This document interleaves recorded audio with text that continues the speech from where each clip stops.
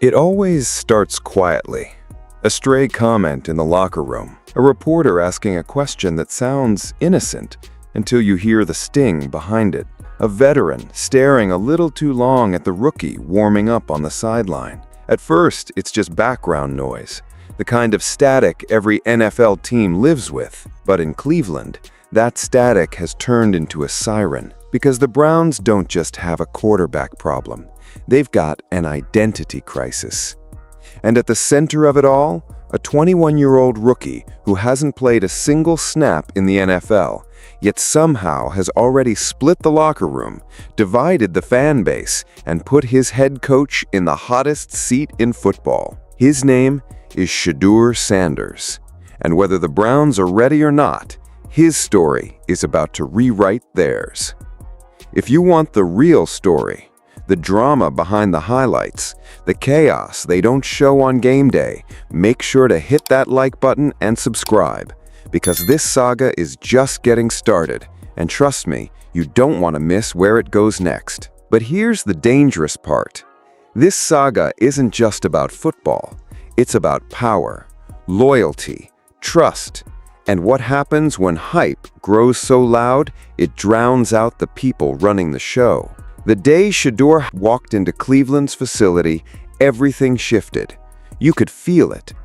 The atmosphere wasn't just another rookie showing up for camp. It was electricity. Cameras followed him through the parking lot.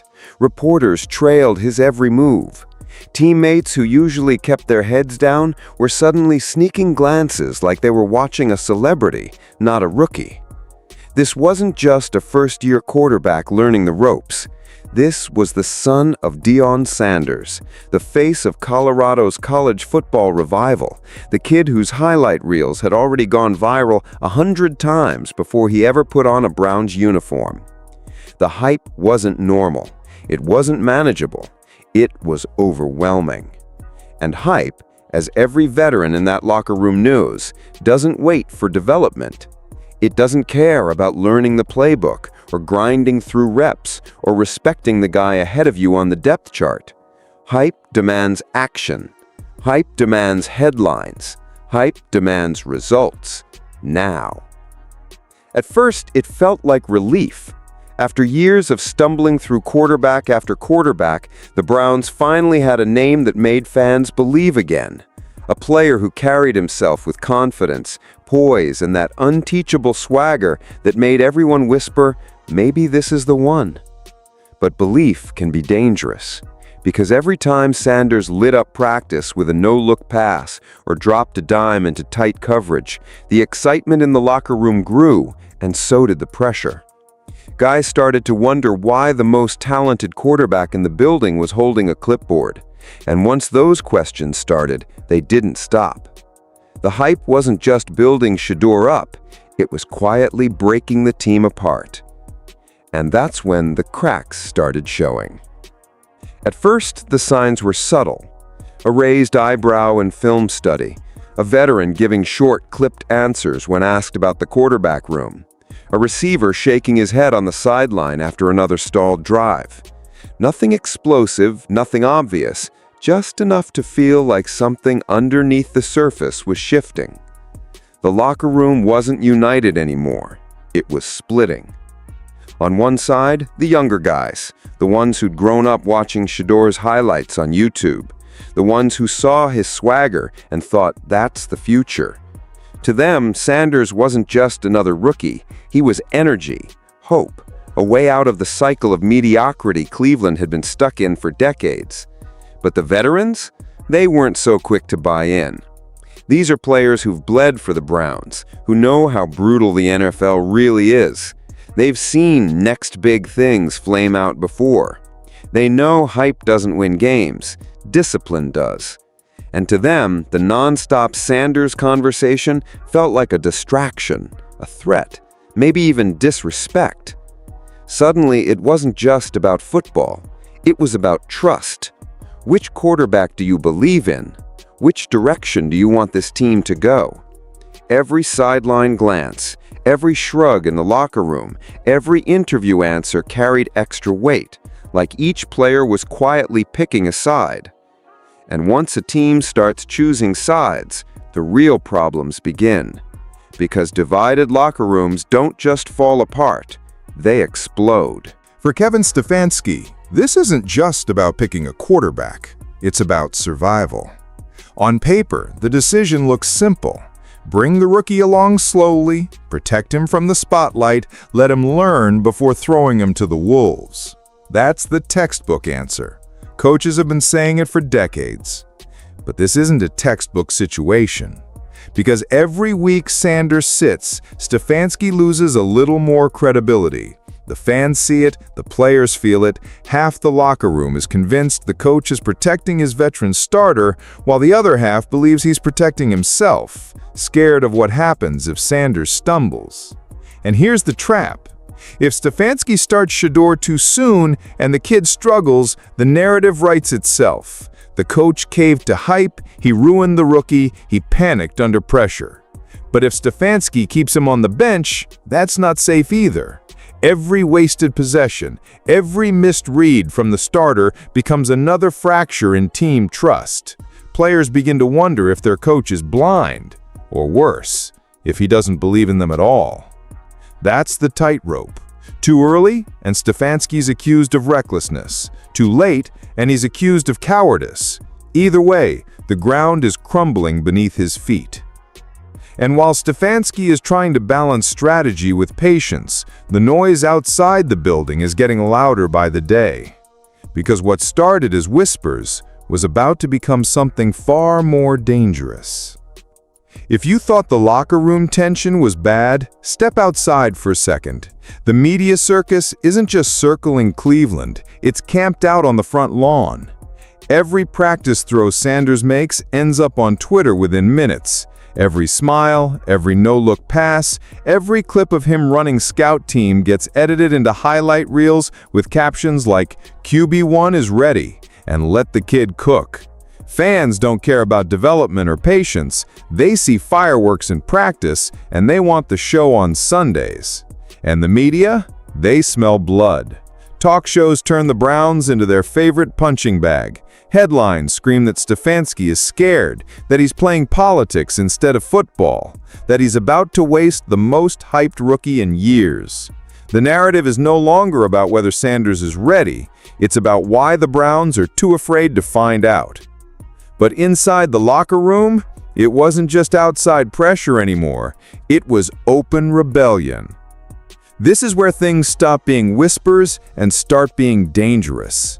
Because now, it's not just fans and reporters demanding answers, it's the players. And when the locker room starts to turn, no coach in the world can hide behind press conferences.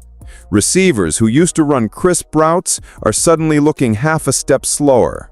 A couple of veterans are skipping optional film sessions, sending a message without saying a word. Body language on the sideline is icy, glares at the coaching staff, quick daps for Shedeur. The message is clear. The locker room doesn't just want Shedeur. Parts of it are demanding him. And once that energy shifts, the word every coach dreads starts floating around: betrayal. Some guys believe Stefanski is betraying the team by holding Sanders back, putting loyalty to his veteran over the future of the franchise.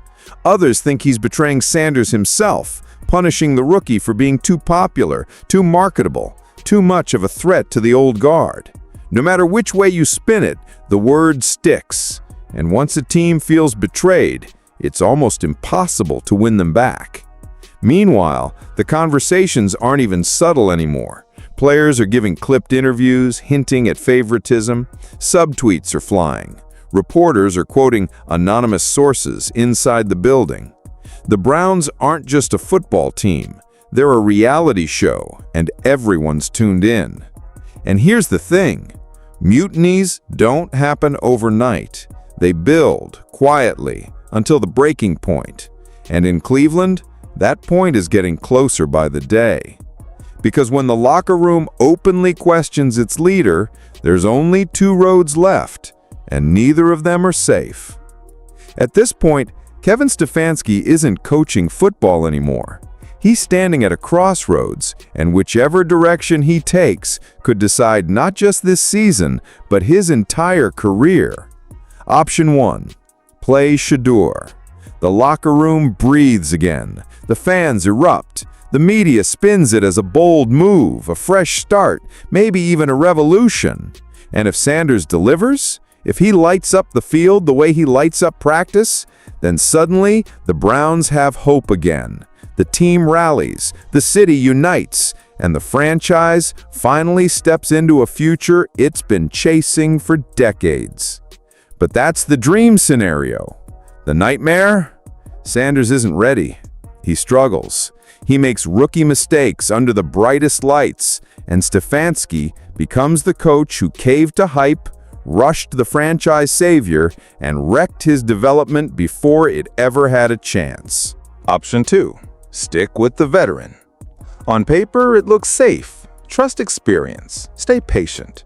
Don't gamble the season on a kid. But safe in this situation is an illusion, because every snap the veteran takes while the offense sputters only fuels more doubt. Players lose faith. The locker room fractures deeper, and when the collapse comes, and it will, the finger won't point at the quarterback, it'll point at Stefanski. That's the trap.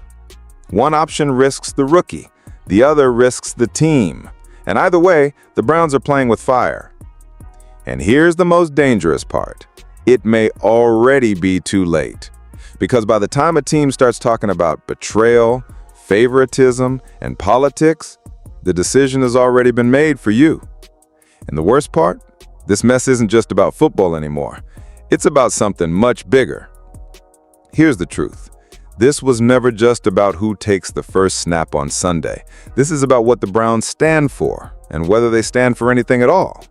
Because Shaedeur Sanders isn't just a rookie quarterback. He's a symbol, a brand, a narrative the Browns can't control no matter how hard they try.